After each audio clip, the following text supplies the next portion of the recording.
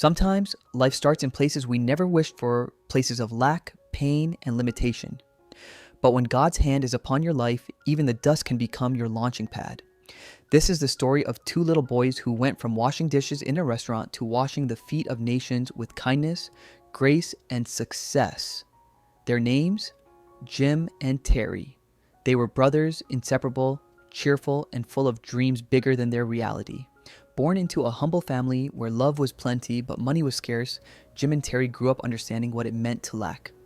Their parents were hardworking, doing menial jobs just to put food on the table, but sending their children to school was a dream far out of reach. Every morning, they would watch other children walking to school in clean uniforms, laughing with backpacks swinging on their shoulders. Jim would sigh and whisper to Terry, "One day, we'll go to school too. God will make a way." Those words became their daily confession, a small spark of faith in a difficult world. Because their parents earned so little, the boys decided to help.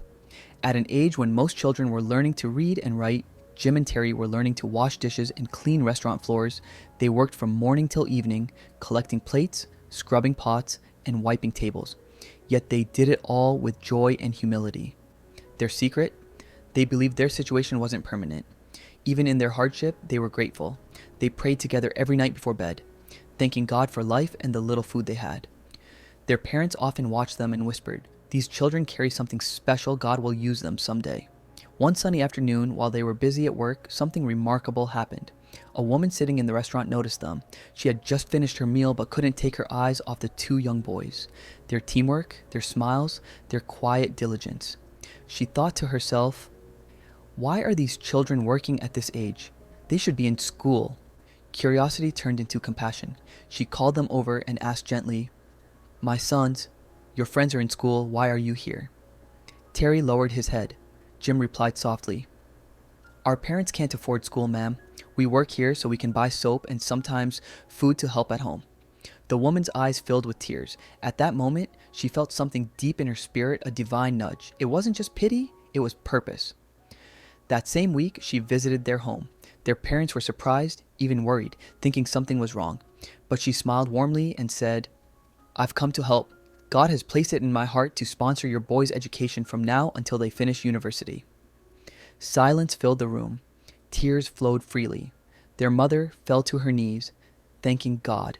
Their father, too stunned to speak, could only whisper, "God remembered us." From that day, everything changed. Jim and Terry started school, and though they were behind their peers, they worked tirelessly. They studied late into the night, prayed before every exam, and trusted God every step of the way. Year after year, they excelled. Teachers marveled at their discipline. Friends admired their humility. They often said, "We are not here because of luck, we are here because of grace." They clung to the scripture, "The Lord will make you the head and not the tail. You shall be above only and not beneath." Deuteronomy 28:13. And God honored their faith. After years of hard work, both brothers graduated from university, not just with degrees, but with distinction.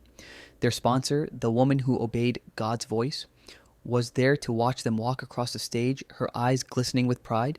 But they didn't stop there. They carried the same compassion they had received. Jim and Terry founded a company they called Grace Hands Foundation in Kidig, a name inspired by how God used grace to lift them. Their business prospered, but more importantly, it became a channel of blessing. They employed those who had no work. They built schools for children in need. They offered scholarships to hundreds of students just like them who once thought education was impossible. Everywhere they went, their story became a message of hope. They would say, "We are living proof that God can raise the poor from the dust and set them among princes."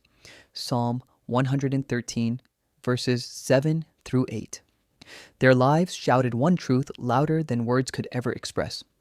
When you walk faithfully with God, your background cannot stop your destiny. Today, Jim and Terry's story continues to inspire countless souls. They often return to that same restaurant not as workers anymore, but as givers.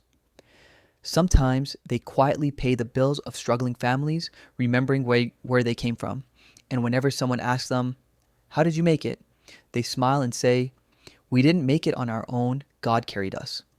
Never underestimate what God can do with a humble heart. Your today may be small, but your tomorrow can be mighty if you keep faith alive. The same God who lifted Jim and Terry is still rewriting stories today. Maybe yours is next. For I know the plans I have for you, declares the Lord, plans to prosper you and not to harm you, plans to give you a future and a hope.